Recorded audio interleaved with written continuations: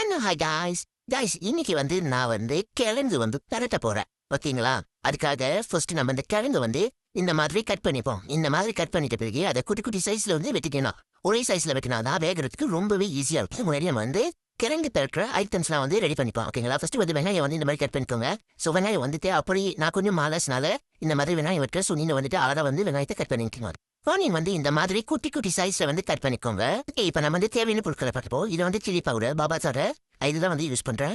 கொஞ்சமா கருவேப்பிலை குத்தி காரத்துக்கு ஏற்ற மாதிரி 2 நான் காய்ந்த மாதிரி யூஸ் பண்றேன். 2 கிராம்பு, பட்டை பாத்தீங்கன்னா சின்ன துண்டா எடுத்துட்டேன். அப்புறம் கொஞ்சம் பவுடர். நம்ம இப்ப சட்டியை சூடாக்கிடுவோம். தேவையான எண்ணெய் மட்டும் ஊத்திக்கும். தாளிப்பு கொஞ்சம் எடுத்துக்கோங்க. சட்டி காய்ஞ்ச உடனே இந்த தாளிப்பு கொஞ்சம் போட்டுருங்க. டைஸ் பாத்தீங்கன்னா நம்ம அதை ரெடி பண்ண அந்த ஐட்டம்ஸ் நான் எடுத்து சரியில போட்டுறேன். இதை நான் ஒன்னு எடுத்து போட்டு தாளிக்கணும்னு இல்ல, நம்ம எல்லாமே போடலாம். உங்க இஷ்டம். உங்களுக்கு எது பிடிச்சிக்கோ அதை படிங்க. சரி, அந்த உருளைக்கிழங்கை எடுத்து சட்டியில போட்டுருங்க.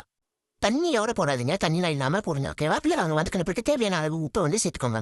இதுக்கு பாத்தீங்கன்னா 2 ஸ்பூன் சில்லி பவுடர் ஆட் பண்ணிக்கலாம். அந்த சில்லி பவுடரோட ஸ்மெல் இருக்கக்கூடாது. ஸோ எண்ணெயில வதக்கிருந்த ரொம்பவும் வதக்கினாலும் தீண்ட வாடையும் வரக்கூடாது. அவ்வளவுதான் கைஸ்.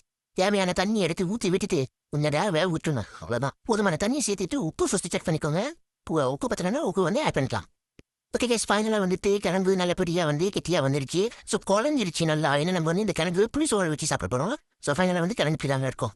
புளிசோரோட சாப்பிட்றப்ப கிழங்கு தண்ணியா இருந்தா நல்லா இருக்குது. இந்த மாதிரி இருந்தா மட்டும் தான் நல்லா. இவ்வளோ நேரம் என்னோட சமையலை பார்த்துட்டு ரொம்ப நன்றி. அப்புறம் லைக் பண்ணிட்டு சப்ஸ்கிரைப்